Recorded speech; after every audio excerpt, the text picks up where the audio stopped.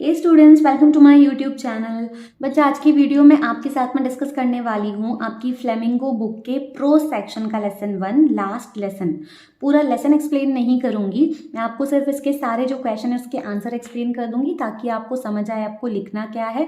और ये सारे आंसर ना मैंने खुद से प्रिपेयर किए हैं, बहुत ही ईजी लैंग्वेज इसमें डाली है। अगर आपको इंग्लिश बहुत अच्छे से नहीं भी आती ना तो आप आराम से इसकी लैंग्वेज समझ लोगे, इसके आंसर आपको समझ आ जाएंगे। तो जब मैं आपके साथ क्वेश्चन और आंसर डिस्कस करूंगी तो साथ में आपको मैं बताते भी जाऊंगी कि कौन सा क्वेश्चन बहुत इंपॉर्टेंट है, कौन सा पिछले साल आया था और कौन सा इस साल आने के हाई चांसेस रखता है। ठीक है, मैं आगे एक्सप्लेनेशन स्टार्ट करूँ उससे पहले मैं आपको छोटी सी मीठी सी इन्फॉर्मेशन दे देती हूँ जिसको सुनकर ना बहुत हैप्पी हो जाओगे। तो आपका जो इंग्लिश का लास्ट ईयर का पेपर था उसमें ना सारे जो क्वेश्चन आए थे वो आपके टेक्स्ट बुक के ही क्वेश्चन थे। मतलब फ्लेमिंगो और विस्टास के अंदर जो लेसन खत्म होने के बाद में क्वेश्चन होते हैं या लेसन के बीच बीच में क्वेश्चन होते हैं, उन्हीं में से सारे क्वेश्चन आए थे। विच मीन्स कि आपको लेसन के लिए एक्स्ट्रा क्वेश्चन प्रिपेयर करने की बिल्कुल भी ज़रूरत नहीं है। और अगर आपने अब तक लेसन समझे ही नहीं है स्कूल में या यूट्यूब पे कोई वीडियो देखकर एक्सप्लेनेशन नहीं देखा है और लेट भी हो गया है और आपके पास बहुत ज़्यादा टाइम नहीं है, तो आप पूरे लेसन को ना समझकर जो भी बुक आपके पास होगी, अगर उसमें समरी अवेलेबल है तो एक बार समरी रीड कर लीजिए और ये सारे क्वेश्चन आप एक बार समझ के लर्न कर लीजिए। मोर देन सफिशिएंट हो जाएगा, इंग्लिश आपका अप टू मार्क हो जाएगा। ठीक है, चलिए स्टार्ट कर लेते हैं। सबसे पहले हमारा टेक्स्ट बुक क्वेश्चन जो है वो ये है कि what was Franz expected to be prepared with for school that day. तो बच्चा, ये जो स्टोरी है ना इसमें हीरो है फ्रांस। ठीक है, वो एक दिन एक मॉर्निंग में स्कूल जा रहा होता है और उसी मॉर्निंग की पूरी कहानी है और उसी दिन जब वो स्कूल जाता है तब क्या होता है उसी के बीच पूरी कहानी घूमती रहती है। ठीक है, तो क्वेश्चन में वो यही पूछ रहे हैं कि उस दिन जब फ्रांस स्कूल जा रहा था तो उसको स्कूल में क्या प्रिपेयर करके जाना। हमारा जो लिटिल फ्रांस है स्टोरी का हीरो, उसे ना उस दिन उसके टीचर जिनका नाम था एम हैमिल, उन्होंने कहा था कि आपको एक टॉपिक जिसका नाम है पार्टिसिपल उसको प्रिपेयर करके आना है। उस दिन होमवर्क में दिया था। ठीक है, लेकिन हमारा जो फ्रांस था वो तो इतना अजीब था कि उसे पार्टिसिपल का पहला वर्ड भी नहीं पता था, तो ऑब्वियसली उसने प्रिपेयर तो किया नहीं होगा। तो वो उस दिन बहुत ही ज़्यादा डर में जा रहा था। ग्रेट ड्रेड का मतलब है यहाँ पर बहुत डर में स्कूल जा रहा था, क्योंकि उसे पता था कि उसके टीचर उसको बहुत ज़्यादा स्कोल्ड करने वाले हैं, डांटने वाले हैं। ठीक है, ये क्वेश्चन लास्ट ईयर भी आया था और अभी के लिए भी ये बहुत इंपॉर्टेंट है। नाउ हमारा जो नेक्स्ट क्वेश्चन है वो ये है कि what did France notice that was unusual about the school that day. बहुत बहुत बहुत इंपॉर्टेंट है, पहले वाले से भी ज़्यादा इंपॉर्टेंट है। क्वेश्चन में ये पूछ रहे हैं कि जिस दिन या जिस सुबह फ्रांस स्कूल जा रहा था तो उस दिन उसने क्या नोटिस किया जो बहुत अनयूजुअल था, मतलब बहुत अजीब था, जो नॉर्मली नहीं होता है बट उस दिन हो रहा था। तो आंसर देखते हैं इसका। फ्रांस ने उस दिन नोटिस की बहुत सारी अनयूजुअल थिंग्स, अजीबोगरीब चीज़ें जो यूजुअली नहीं होती थी। ठीक है, यूजुअली जब वो स्कूल जाता था ना तो स्कूल के अंदर बहुत ज़्यादा हसल बसल होता था, मतलब बहुत उथल पुथल होती थी, बहुत शोर शराबा होता था, बच्चे इधर उधर भाग रहे होते थे, शोर मचा रहे होते थे और ये सब इतना लाउड होता था कि उसको गली से ही सुनाई पड़ता था। मतलब वो स्कूल के अंदर एंटर भी नहीं कर रहा है, सिर्फ गली में आया है जिसके अंदर स्कूल है, उस गली में उसने एंटर किया और गली से उसको सुनाई देने लगता था कि क्या हसल बसल चल रहा है। बच्चा, जो भी मैं आपको वर्ड्स बता रही हूँ ना वो वर्ड्स आपको ज़रूर याद रखने हैं। जैसे यहाँ पे ग्रेट ड्रेड बताया मैंने, इसका मतलब है बहुत डर, और हसल बसल मतलब उथल पुथल। तो ये नॉर्मली होता था जब वो स्कूल जाता था, लेकिन उस दिन जब वो स्कूल जा रहा था तो उसको बहुत अजीब लगा, क्योंकि उस दिन बहुत हसल बसल थी नहीं, बहुत क्या बिल्कुल भी हसल बसल नहीं थी। उस दिन उसको बहुत स्टिल लग रहा था माहौल, स्टिल मतलब स्थिर, शांत लग रहा था, ज़्यादा कुछ शोर नहीं हो रहा था, उथल पुथल नहीं हो रही थी, बच्चों की आवाज़ें उसको गली से सुनाई नहीं दे रही थी और सब कुछ ना इतना शांत था जितना सिर्फ संडे मॉर्निंग को होता है। ठीक, और नॉर्मली जब वो स्कूल जाता था तो गली से उसे बच्चों के डेस्क ओपन और बंद करने की आवाज़ें आती थी। बच्चे क्या करते थे, बार बार अपनी डेस्क को ओपन करते थे, क्लोज करते थे और उससे शोर आता था जो गली से ही सुनाई देता था। लेकिन उस दिन ना ये शोर भी नहीं सुनाई दे रहा था। ठीक है, और वो जाता था और ये शोर इसलिए सुनाई देता था कि सब अपनी जगह पे होते ही नहीं थे, कोई कहीं पर खड़ा है, कोई कहीं पर खड़ा है, या कोई सेटल होने के लिए डेस्क को ओपन क्लोज करे जा रहा है। लेकिन उस दिन उसके जितने भी क्लासमेट्स थे ना वो सब अपनी प्लेस पे ही बैठे थे, सब अपनी जगह पे अच्छे से बैठे थे, कोई इधर उधर खड़े होकर किसी दूसरे से बात नहीं कर रहा था। जो उसके टीचर थे उनके पास एक रूलर था जिसे यहाँ पे ग्रेट रूलर कहा गया है। तो वो टेबल पे रूलर को मारते थे, क्योंकि इतना शोर होता था तो बच्चों को चुप कराने के लिए टीचर्स करते हैं ना, टेबल पे या तो डस्टर या तो स्केल पटक पटक के शोर करते हैं ताकि बच्चे चुप हो जाएं। तो वो नॉर्मली ना उसको टेबल पे मारते थे, बट उस दिन ना वो उनके आर्म के अंडर था, अंडर आर्म में उन्होंने उसको दबा रखा था, वो टेबल पे उसको मार भी नहीं रहे थे। ऑब्वियसली सब कुछ इतना स्टिल था कि उन्हें ज़रूरत ही नहीं पड़ रही थी। तो ये सारी अनयूजुअल चीज़ ना फ्रांस ने नोटिस की उस दिन स्कूल के बारे में। हमारा थर्ड क्वेश्चन है, what had been put up on the bulletin board. जब फ्रांस स्कूल जा रहा था तो जाते जाते रास्ते में उसने देखा कि बुलेटिन बोर्ड पे ना कुछ नोटिस लगा हुआ है। बुलेटिन बोर्ड क्या था, उनके शहर में एक टाउन हॉल था और टाउन हॉल के ऊपर ना एक बोर्ड लगा होता था जिसपे कोई भी इंपॉर्टेंट न्यूज़ या अनाउंसमेंट होती थी तो वो ऐसे लिख देते थे ताकि सभी लोगों को पता चल जाए।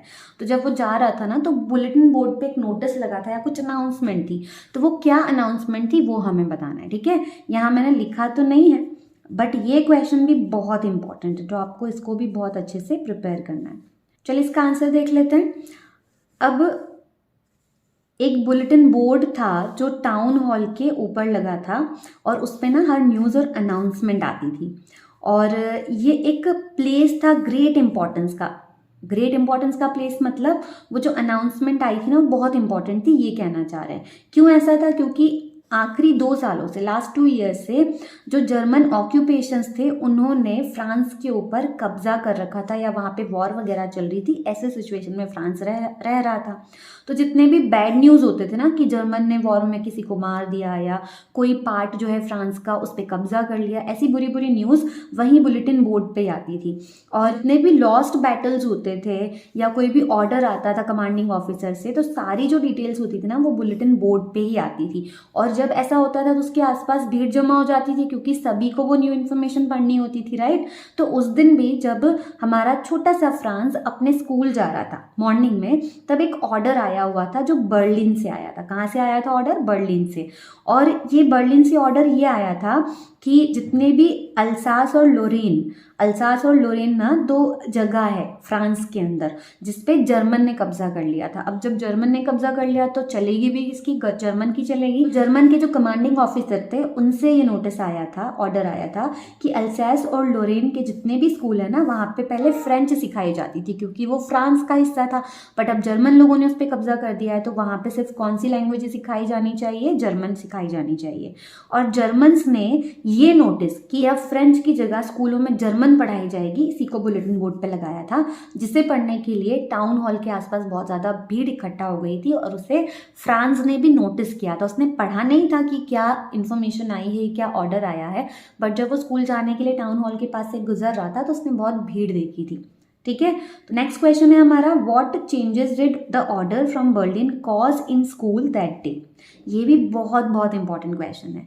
अब उस दिन ना स्कूल में क्या क्या चेंजेस आए उस बर्लिन के ऑर्डर की वजह से, वो हमें बताना है। सो बच्चा, क्या क्या चेंजेस आए उनको हमने पॉइंट में लिखा हुआ है। पहला चेंज क्या आया कि स्कूल और जो अदर थिंग्स थी, जो दूसरी चीज़ें थी, वो इतनी क्वाइट हो गई थी उस दिन जितनी संडे मॉर्निंग को होती थी। सब शोर क्यों नहीं कर रहे थे? क्योंकि एक उदासी का माहौल था और उदासी में लोग शांति होंगे। तो सब लोग शांत इसलिए थे क्योंकि उनकी लैंग्वेज मतलब फ्रेंच को स्कूल से पढ़ाना ही बंद कर दिया जाएगा और अब क्या पढ़ाई जाएगी? जर्मन पढ़ाई जाएगी। दूसरा क्या था, जो पूरा स्कूल था वो बहुत स्ट्रेंज लग रहा था और सॉलेम लग रहा था। नेक्स्ट, जो मिस्टर हैमल थे फ्रांस के टीचर, वो फ्रेंच के टीचर थे, उसको फ्रेंच पढ़ाते थे और उसने जो फ्रांस को पार्टिसिपल प्रिपेयर करने के दिए थे ना वो इंग्लिश के पार्टिसिपल नहीं थे, वो फ्रेंच लैंग्वेज के पार्टिसिपल थे। तो जो मिस्टर एम हैमल थे उन्होंने उस दिन ना स्कूल में अपनी सबसे प्यारी सबसे फाइनेस्ट ड्रेस पहनी हुई थी जो वो सिर्फ तभी पहनते हैं जब इंस्पेक्शन के लिए स्कूल में कोई आता है या प्राइज डे होते हैं, स्कूल में प्राइज डिस्ट्रीब्यूशन डे होते हैं, मतलब वो अच्छे मौकों के लिए, खास मौकों के लिए वो ड्रेस को बचा के रखते थे। लेकिन उस दिन वो ड्रेस पहने हुए थे तो कुछ तो अलग था। ठीक है, अब जितने भी विलेज के लोग थे वो भी स्कूल में आए हुए थे और वो मिस्टर एम हैमल की क्लास में ही बैक बेंचेस पे चुपचाप बैठे हुए थे। ठीक है, वो आए क्यों थे? क्योंकि एम हैमल को वो थैंक यू कहना चाहते थे उनकी सर्विसेज के लिए। अब थैंक यू किस बात का कहेंगे? देखो, फ्रांस के स्कूल में जो मिस्टर एम हैमल थे वो फ्रेंच पढ़ाते थे, लेकिन अब से तो स्कूल में फ्रेंच पढ़ाई नहीं जाएगी, जर्मन पढ़ाई जाएगी, तो फिर फ्रेंच टीचर की ज़रूरत ही क्या होगी? तो मिस्टर एम हैमल का बेसिकली आज लास्ट डे था, तो उनको थैंक यू कहने के लिए सारे विलेज के लोग आए थे जिन्होंने उनसे फ्रेंच सीखी थी और जिन्होंने नहीं भी सीखी थी वो भी सारे आए थे। और ये जो बात थी ना कि अब उनके टीचर स्कूल से जा रहे हैं, सारे स्टूडेंट को बहुत अपसेट कर रही थी। जो सारे स्कूल थे अल्सैस और लोरेन के, वहीं वहाँ पर सेम हाल था। मतलब जो भी टीच करता है जर्मन, जो भी जर्मन पढ़ाता है उनको रखा जाएगा, नए मास्टर लाए जाएंगे और वो अगले दिन से आने वाले थे। तो सेम चीज़ फ्रांस के स्कूल में भी हो रही थी कि उनका अब मिस्टर एम हैमल के साथ आखिरी लेसन होने वाला था आज, क्योंकि आज के बाद तो वो अब फ्रेंच पढ़ाने के लिए अवेलेबल ही नहीं होंगे। उनकी जगह कोई जर्मन का नया टीचर अपॉइंट किया जाएगा। तो इसीलिए ना लेसन का नाम है लास्ट लेसन। ठीक है, क्वेश्चन नंबर 5 है हमारा, how did Franz feelings about M Hamel and school change. उस दिन जब एम हैमल का लास्ट डे था तो फ्रांस की जो फीलिंग थी एम हैमल के लिए और स्कूल के लिए वो कैसे बदल गई, किस तरह से बदल गई। सो बच्चा देखो, आज से पहले ना फ्रांस बहुत नॉटी बच्चा हुआ करता था और वो जब भी एम हैमल का होमवर्क नहीं करके लाता था तो एम हैमल उसे पनिश करते थे और इसीलिए वो उसे एम हैमल से बहुत ज़्यादा खुशी वाला जो फीलिंग है वो तो नहीं आता था। वो ऐसा सोचते थे कि बेवजह बस मारते रहते और उसे स्कूल जाना भी पसंद नहीं था। लेकिन आज जब उसे पता चलता है ना स्कूल जाने के बाद कि एम हैमल तो आज आखिरी दिन पढ़ाने वाले हैं, तो उसके अंदर ना कुछ बदल जाता है, उसकी फीलिंग्स एम हैमल को लेकर बदल जाती है। तो कैसे बदलती है, किस तरह से बदलती है, हमें इसी आंसर में वो सब चीजें लिखनी है। तो उस दिन जब फ्रांस स्कूल पहुंचा तो एम हैमल ने उसे बताया, उसे मतलब सारे स्टूडेंट्स को बताया कि बर्लिन से ऐसा ऑर्डर आया हुआ है और इसीलिए अब उन्हें जाना होगा। तो आज उनका लास्ट लेसन है फ्रेंच क्लास का, या फ्रेंच का लास्ट लेसन है। सुनकर ना फ्रांस अपने टीचर के रूलर के बारे में तो भूल ही गए, जिस रूलर से वो बच्चों को पनिश करते थे मार के। ठीक है, और टीचर बहुत क्रैंकी थे, मतलब बहुत डांटते रहते थे, वो सब भूल गए, उनका नेचर ही भूल गए कि टीचर उनके साथ क्या क्या करते हैं, फ्रांस के साथ क्या क्या करते हैं। उसके मन में अचानक से मिस्टर एम हैमल को लेके फॉन्डनेस जनरेट हो गई, मतलब एक प्यार वाली फीलिंग, एक केयर वाली फीलिंग आ गई। और उसको ये बात बहुत ट्रबल कर रही थी कि अब मिस्टर एम हैमल उससे हमेशा के लिए सेपरेट होने वाले हैं। ठीक है, उसको तब समझ में आया कि पेन क्या होता है, एग्नी क्या होती है। एग्नी मतलब दर्द क्या होता है जब उसका टीचर उसे छोड़कर चला जाता है। मतलब किसी का भी टीचर जब उसे छोड़कर चला जाता है तो उस चीज़ का पेन क्या होता है वो फील कर पा रहा था, क्योंकि उसके साथ हो रहा था ऐसा, उसके टीचर उसे छोड़कर जा रहे थे। और वो ना मोर सिंपैथेटिक बन जाता है मिस्टर एम हैमल के लिए, मतलब उसको बहुत दया आती है, सिंपैथी आती है कि टीचर के साथ इतना बुरा हुआ, अब उन्हें जाना पड़ेगा। और उसके स्कूल के लिए भी अब उसे एक डिफरेंट फीलिंग होती है, उसको स्कूल का मतलब समझ आता है, उसे समझ आता है कि स्कूल में आकर वो क्या करते हैं, सीखते हैं किताबों से, लेसन्स के थ्रू वो सीखते हैं चीज़ों को, और उनसे सीखते सीखते ना ये किताबें, ये लेसन्स उनके ओल्ड फ्रेंड बन जाते हैं। तो उसे लग रहा था कि किताबें और ये लेसन, फ्रेंच की किताबें, फ्रेंच के लेसन जो मिस्टर एम हैमल सबको दिया करते थे, जो पहले फ्रांस को पढ़ना बिल्कुल भी पसंद नहीं था, वो उसके एक्चुअल में ओल्ड फ्रेंड बन गए, पुराने दोस्त बन गए हैं जिनको वो छोड़ना ही नहीं चाहता अपनी लाइफ में। तभी उसको उस दिन रियलाइज़ होता है कि फ्रेंच जो लैंग्वेज है उसका असल में क्या मतलब है हर एक सिटीज़न के लिए, फ्रांस के लिए। उसको रिग्रेट फील होता है कि क्यों जब उसके क्लास में फ्रेंच पढ़ाई जाती थी तो वो अटेंटिव क्यों नहीं था, ध्यान क्यों नहीं देता था। उसको इस बात का रिग्रेट होता है, पछतावा होता है। सडनली उसे फील होता है कि जो फ्रेंच लैंग्वेज के उसको कॉन्सेप्ट बहुत डिफ़िकल्ट लगते थे वो कभी डिफ़िकल्ट थे ही नहीं, एक्चुअली उसने ही कभी ध्यान नहीं दिया, अदरवाइज उसे सब कुछ समझ में आया होता। तो वो इन शॉर्ट ना उस दिन एम हैमल की जाने की बात से और फ्रेंच अब कभी स्कूल में नहीं पढ़ाई जाएगी उस बात से बहुत इमोशनल हो गया था, बहुत ही उसका दिल टूट गया था। उसे अचानक से एम हैमल से कनेक्शन फील होने लगा था, उसे फ्रेंच लैंग्वेज के मायने समझ में आने लगे थे कि किसी भी सिटीज़न के लिए उसके नेशन की जो लैंग्वेज है वो कितनी इंपॉर्टेंट होती है, वो उससे उसे कितना लगाव होता है। नाउ नेक्स्ट क्वेश्चन हमारा है, the people in this story suddenly realise how precious their language is to them. जो लोग बताए गए स्टोरी में उनको अचानक से ना इस बात का एहसास होने लगता है कि उनकी लैंग्वेज उनके लिए कितनी कीमती है। वॉट शोज़ यू दिस, तुम्हें ये बात ना कैसे पता चले कि लोगों को उनकी लैंग्वेज की कीमत समझ में आ गई है, और ऐसा हुआ ही क्यों इस लेसन में कि लोगों को अपनी लैंग्वेज से अचानक लगाव फील होने लगा, ये हमें इस आंसर में लिखना है।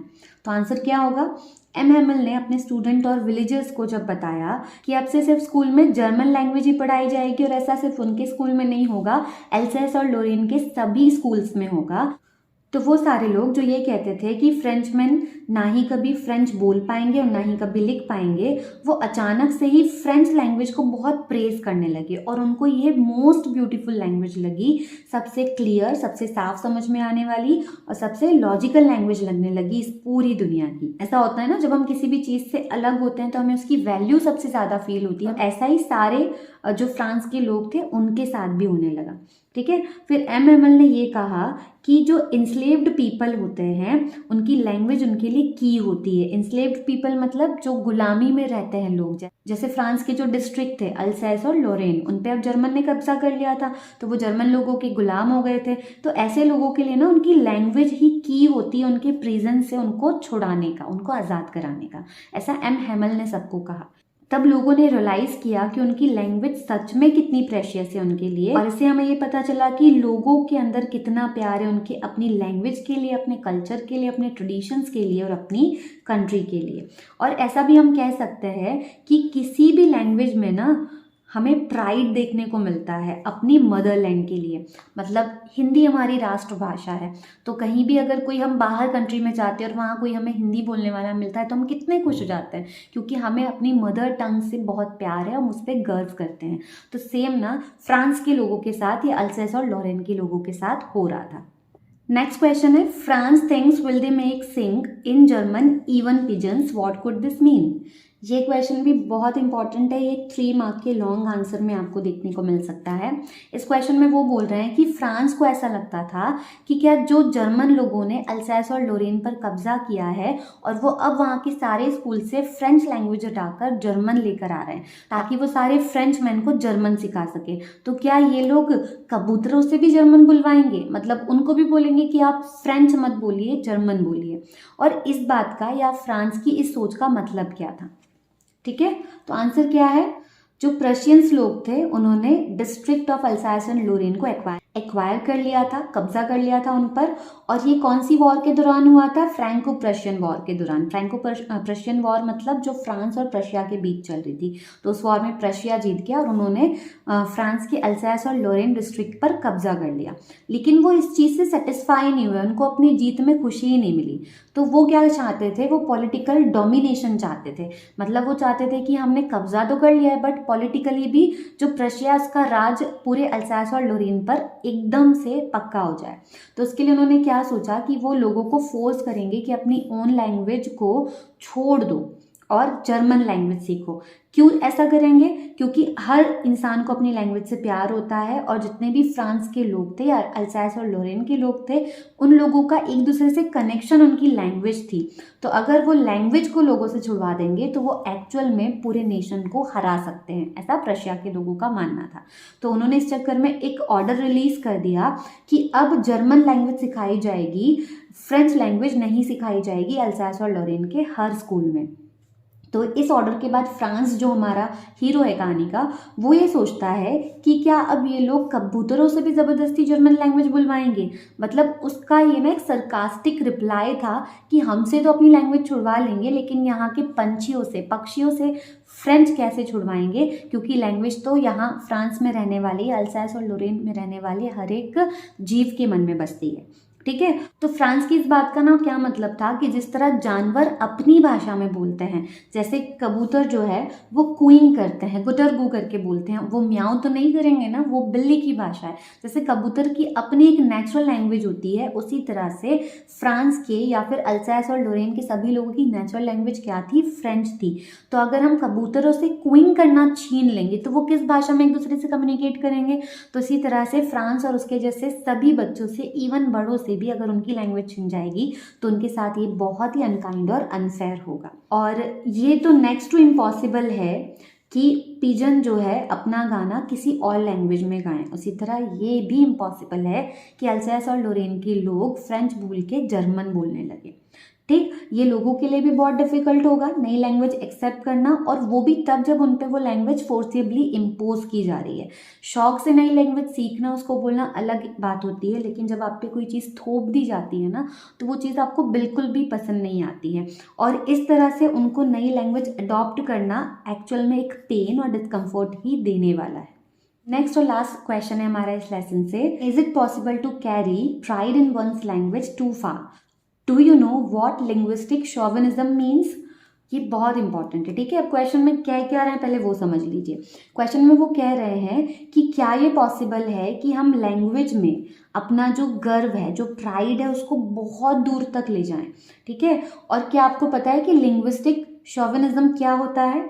तो हम इसका आंसर देखते हैं। तो इसका आंसर है yes, it is possible to carry pride in one's language too far, ठीक है। सो वो ये बोल रहे हैं कि लैंग्वेज के लिए किसी का जो गर्व होता है, जो प्राइड होता है, जो प्यार होता है, उससे बहुत ज़्यादा बढ़ा देना पॉसिबल है। और वो कब होता है? जब कोई बंदा अपनी लैंग्वेज को लेके बहुत फॉन्ड हो, इतना फॉन्ड हो कि उसको दूसरों से भी ज़्यादा अपनी लैंग्वेज प्यारी हो। मतलब इस तरह से हो कि उसको अपनी लैंग्वेज बचानी हो और 4 लोगों की लाइफ बचानी हो तो वो अपनी लैंग्वेज पहले बचाएगा, उसको इतनी प्यारी हो अपनी लैंग्वेज। तब जाके लैंग्वेज का जो प्राइड है ना वो थोड़ा ज़्यादा हो जाता है, इतना ज़्यादा नहीं होना चाहिए। और कई बार ना पीपल इस तरह से फील करते हैं, मतलब ये एक्चुअल में होता है कि लोगों को अपनी भाषा से इतना प्यार होता है कि वो किसी की जान की भी परवाह नहीं करते हैं। और यही वो टाइम होता है जब वो अपनी लैंग्वेज में बहुत ज़्यादा प्राइड लेकर घूमते हैं, ठीक है। और ये डेमोक्रेटिक कंट्रीज लाइक इंडिया में भी होता है। अब इंडिया में कैसे होता है, इसका एक एग्जाम्पल है कि जब कोई भी नई फिल्म की स्क्रीनिंग होती है थिएटर्स में और अगर वो दूसरे लैंग्वेज में होती है तो जो लिंग्विस्टिक ग्रुप के लोग होते हैं, मतलब ऐसे लोग जिनको अपनी भाषा से बहुत प्यार होता है, मैं यहाँ पे हिंदी की बात नहीं कर रही हूँ, हमारे इंडिया में तो बहुत सारी लैंग्वेज के लोग रहते हैं। तो मान लो कोई XYZ ग्रुप है जो कोई लैंग्वेज बोलता है, लाइक मराठी बोल रहे हैं वो, और उनको अपनी भाषा से इतना प्यार है कि वो हिंदी के ऊपर ही मराठी को मान रहे हैं, बहुत मान रहे हैं। तो वो अपने रीजन में थिएटर में लगने वाली ऐसी मूवी का अपोज करने लग जाते हैं जो मराठी के अलावा किसी और लैंग्वेज में क्या होती है, स्क्रीनिंग करती है, ठीक है। तो यहाँ लिंग्विस्टिक ग्रुप का मतलब आपको समझ आया, ऐसे ग्रुप जिनको अपनी लैंग्वेज से हद से ज़्यादा मोहब्बत होती है, मतलब वो उसके अलावा फिर कुछ सोचते ही नहीं है। इसका एक एग्जांपल ये भी है कि कई स्टेट में ना क्या होता है, उनके स्टेट में बोली जाने वाली लैंग्वेज के अलावा अगर कहीं किसी लैंग्वेज में साइन बोर्ड लगा होता है तो वो उसे ब्लैक कलर में पेंट कर देते हैं, क्योंकि उनको गुस्सा आता है कि ये चीज़ आप हमारी लैंग्वेज में भी तो लिख सकते थे, दूसरी लैंग्वेज में लिखने की ज़रूरत ही क्या है। तो ये अच्छी बात है कि हम अपनी लैंग्वेज पे प्राउड फील करें, अपने कल्चर के लिए प्राउड फील करें, अपने ट्रेडिशन के लिए प्राउड फील करें, उससे लगाव रखें। लेकिन दूसरी तरफ ना हमें दूसरों की भी लैंग्वेज या दूसरों के भी कल्चर को क्या करना चाहिए, रिस्पेक्ट करना चाहिए। अगर कोई माइनॉरिटी ऐसी है, कोई छोटा सा ग्रुप ऑफ पीपल है जो एक दूसरी लैंग्वेज बोलता है, तो हमें उस लिंग्विस्टिक माइनॉरिटी की भी रिस्पेक्ट करनी चाहिए। सो बच्चा, लिंग्विस्टिक शॉविनिज्म का मतलब होता है ऐसा यकीन, ऐसा अग्रेसिव और अनरीजनेबल यकीन जिसमें हम ये सोचते हैं कि हमारी जो लैंग्वेज है ना वो बाकी अदर लैंग्वेज से बेटर है, बेस्ट है।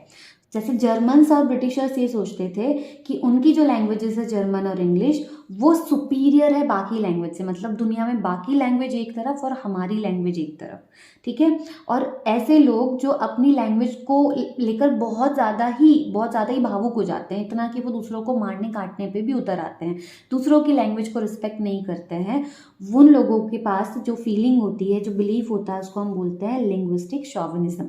तो ऐसे लोग जिनके पास लिंग्विस्टिक शॉविनिज्म की फीलिंग होती है वो ये सोचते हैं कि उनकी लैंग्वेज बाकी लैंग्वेज से सुपीरियर है और वही पूरी दुनिया में बोली जानी चाहिए। इसी तरह से ना जर्मन लैंग्वेज अल्सैस और लॉरेन के स्कूल में इम्पोज कर दी गई थी, ज़बरदस्ती उन पर थोप दी गई थी, क्योंकि जो प्रशियंस थे उनको भी यही लगता होगा कि उनकी जो लैंग्वेज है जर्मन वो फ्रेंच से बहुत ज़्यादा सुपीरियर है, तो फ्रेंच को पढ़ाना ही बंद कर देना चाहिए, सिर्फ जर्मन ही पढ़ाई जाना चाहिए और किसी भाषा में लोगों को बात ही नहीं करना चाहिए। सो टोटल हमारे पास 8 क्वेश्चंस थे और मुझे नहीं लगता कि एक भी क्वेश्चन इतना डिफिकल्ट था कि जिसे आप प्रिपेयर ना कर सके। सारे क्वेश्चन आप आराम से प्रिपेयर कर लेंगे और सारे नहीं होते हैं तो जिन्हें मैंने इंपॉर्टेंट बोला है वीडियो में स्पेसिफिकली उन्हें प्रिपेयर कर लीजिएगा, उन्हें मत छोड़िएगा। जितने भी क्वेश्चन मैंने आपके साथ वीडियो में डिस्कस किए हैं वो सब PDF फॉर्म में आपको डिस्क्रिप्शन बॉक्स में मिल जाएंगे। अगर आपको वीडियो पसंद आई हो तो वीडियो को लाइक ज़रूर कर दीजिएगा और अपने कुछ फ्रेंड्स के साथ शेयर ज़रूर कर दीजिएगा, क्योंकि आपका शेयरिंग मेरे लिए मोटिवेशन की तरह काम करता है। जितने लोग वीडियो को देखेंगे मैं उतनी जल्दी वीडियो अपलोड करने की पूरी कोशिश करूंगी। मैं आपसे मिलती हूँ अगली वीडियो में, तब तक के लिए पढ़ते रहिए। All the very best.